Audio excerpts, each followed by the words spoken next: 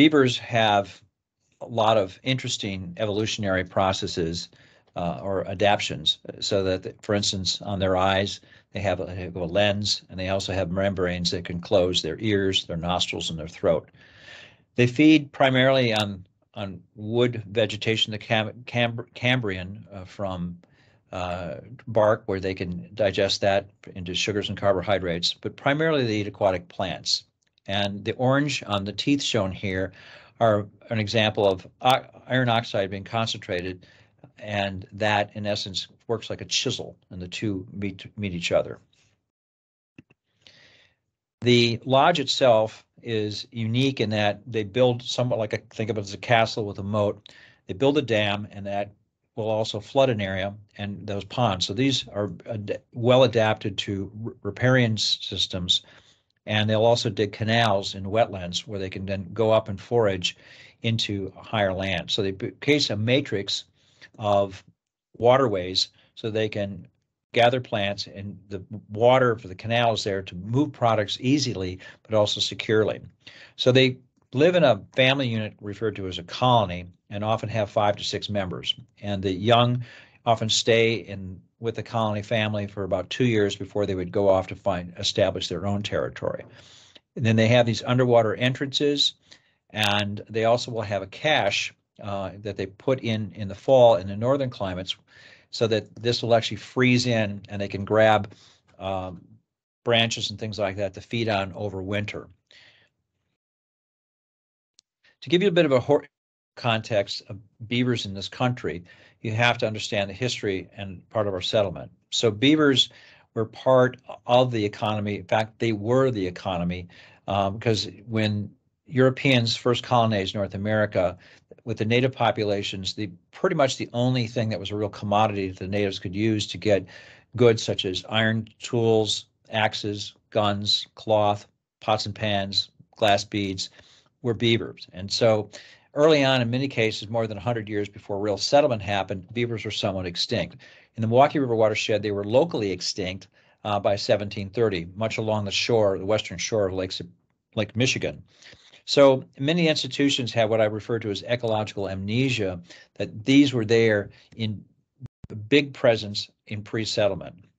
So in Milwaukee was settled starting around 1835.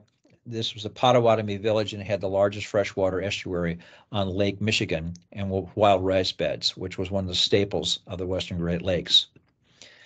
Prior to settlement, the hydrology of North America looked completely different. It was a series of beaver ponds on most of the small streams of this country, in first order streams, second order streams. These are the smaller branches in the upper part of a watershed.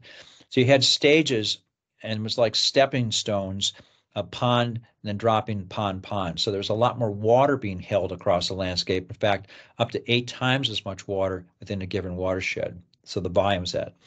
So when you see the systems, you can see here there are dams. There's also canals that go around in various places up in here. Let's follow the cursor. This is Carp River. This is a picture of the exact same photo I showed you from an 1868 map, but this beaver population is still strong. This is in northern Michigan.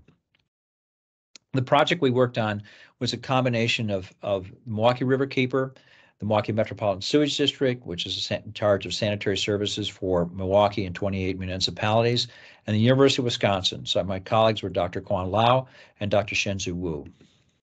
Riverkeeper is a nonprofit of the Waterkeeper Alliance organization, which is an advocacy organization for water quality and riparian wildlife habitat and sound land use within the 900 square mile river systems that drain around the Milwaukee, Wisconsin area. This is a picture of my 2 colleagues. Dr. Lau is on the left, Dr. Wu is on the right.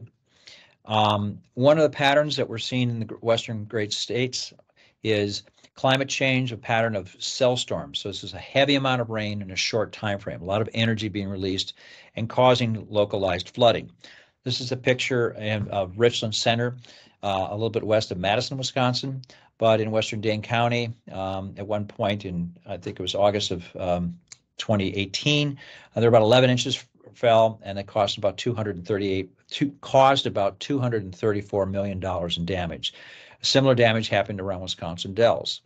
So when these things happen, of course, they're very catastrophic to infrastructure, and you can get a tremendous amount of damage. So with this is a picture up at the Bad River, which is in northern Wisconsin, and this is Highway 2. So this is what they refer to as a 1,000-year storm, but it happened twice within 5 years. So obviously when this happens, it's very disruptive, and this is a very expensive thing to repair. So some of the tools we used to do this study was looking at GIS tools for ecological restoration. So we did an analysis of the entire Milwaukee River Watershed, and we mapped out about 89,000 acres of wetlands, and we looked for likely spots that had high restorative value. So this is an area where they're locally extinct. There's a very small remnant population in Milwaukee County where they're protected from trapping. The upper part of the watershed, there basically were no beaver because the trapping is allowed and they've trapped them all out. So it's a vacant territory. This happens to be an area called Cedarburg Bog, and this would be an ideal place to reestablish beaver. So we surveyed about 163 sites, and we used an ArcGIS ARC collector to evaluate those sites after we had selected them looking at GIS maps for wetlands and sites that would be non-conflict oriented. So these were areas where there was no infrastructure, no homes, fences, cropland. And from that, we identified about 83 areas that would be a good habitat for beaver restoration. We also then took the entire watershed and dissected it into various pieces. So this is small fragments. So you take a sub-basin, in this case, the east-west branch, and then you broke that into smaller pieces. And for instance, you can see that this has got, let's say, 17,000 acres, and then there's a percentage of that is wetlands, which works out to be about 15%, and then there's river miles. So from this river mile calculation plus wetlands, you can make a calculation of what the potential beaver population could be within that, based on about half a dozen peer-reviewed studies of how to do population estimates. So we took each branch of the system and divided it up, and then went up and did site surveys on the ground truthing to see where things would make sense. So the north branch, and then from that we determined there were 14 ideal locations, which were more of a deep water. There's enough habitat currently there. These would be areas where the beavers could establish a breeding population and could move out into these smaller areas and rebuild some of this hydrology by forming new dams and new ponds.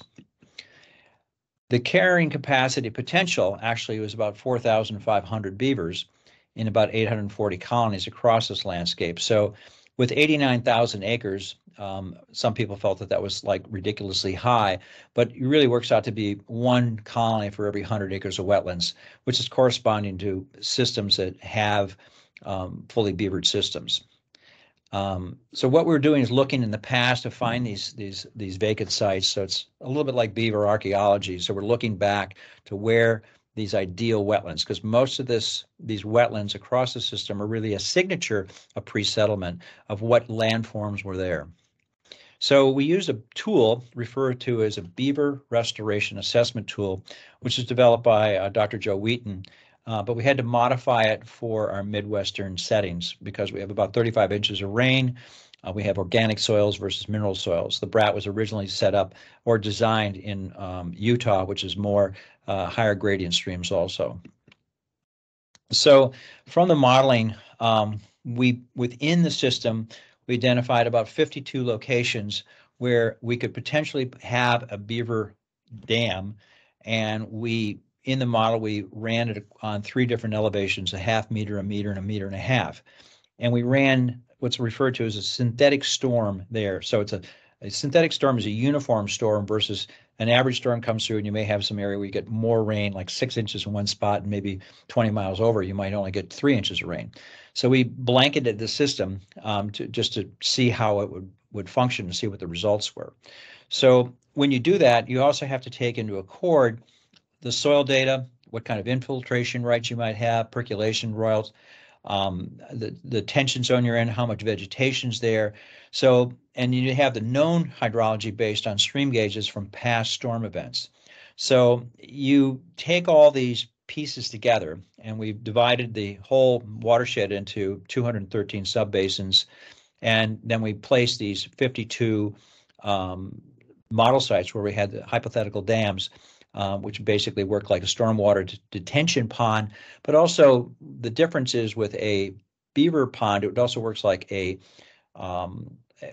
sanitary sewer, or not a sanitary sewer, it works like a sewage treatment plant because it's putting a lot of water through a purification through the soil. So the results show that we would have a peak flow reduction of about 37% for an average, that's 6-hour, 10-hour storm. And at a full stage, you would have a range of 36 to 46% reduction. So these dams, basically because they're dispersing the water in the upper tributaries, in some cases 40 or 50 miles upstream, you're getting a huge change in the hydrographs that mitigates these peak flows into urban areas and the lower parts of the watershed. In one community, West Bend, Wisconsin, it would lower it about 62% during a storm, which is a county seat in Washington County. So this is a diagram which shows you up here, there's this topography in the upper right, shows you where the shape of the pond would be. This is showing it, the small red line around there shows where it would be, and this is its location. So we did this over the whole spectrum. So there was a total of 52 of these, and each of these we could look at and see if there was going to be any problems with this. So this is showing what you'd have for a size of a pond. In some cases, they're 40, 50, 60 acres because it's such a shallow relief basin and with organic soils. So with beavers, if you restore them, you can get a tremendous amount of flood resilience across the system. So this is the hydrograph just illustrating how much this is lowered. So these are the different branches throughout the system, the east-west, the Cedar Creek, North Branch, South Branch, and these are the communities that were affected by that. So these, within the 5 sub-basins, and this graph shows a 10-year, 24-hour storm. And this one is also a 10-year, 6-hour storm in the same communities. But the difference in between the various storms, the buffering effect is significant because this is spreading the water out and holding the water up in upper areas. And that's also getting reabsorbed into the water column. So you're cooling the water in summer and you're warming it in winter. MMSD has a green infrastructure program called Green Seams, which we are hoping to utilize some of those lands for this, where they're purchasing about 10 to 15,000 acres. And they have a value or stormwater detention from an ecosystem service value at about $1.95 per gallon. So if you measure how much water could be stored here, we're looking at 1.7 billion acres. And you have over 5,000 acre feet of water, which is a large metric. And so at $1.95, it works out in ecosystem service values at $3.3 billion. There's also the real down results that show how many homes would be, let's say, not in the floodplain anymore. So this orange and reddish dots here indicates over 500 homes. If you lowered it 37%, they're no longer necessarily having to pay flood insurance, and they're reduced risk. So this buffers the system, makes it more resilient, but it also has some real results for hundreds of homes within the community. You can see the graph, the percentages over here on the lower left. We look at infrastructure, bridges. There's 900 bridges. There's 1,000 culverts. These are the large culverts, the type you can walk through. So the lifespan and society cost for replacement or repair of any of this type of infrastructure is extremely expensive. So you can think of beavers as a type of green infrastructure because they, in essence, make the system more resilient, and the wear and tear on the system is greatly reduced. So here's Milwaukee, Wisconsin in 2022, robust Midwest city on Lake Michigan. But if you had let's say a 24-hour storm with 10 inches of rain. This is a computer simulation of what downtown could look like if it gets flooded. So that would cause billions of dollars of damage, but it also can sort of wreck the system. And the disruption goes just beyond the physical damage. It's jobs lost, and it's in some cases businesses that may not ever recover from such a thing.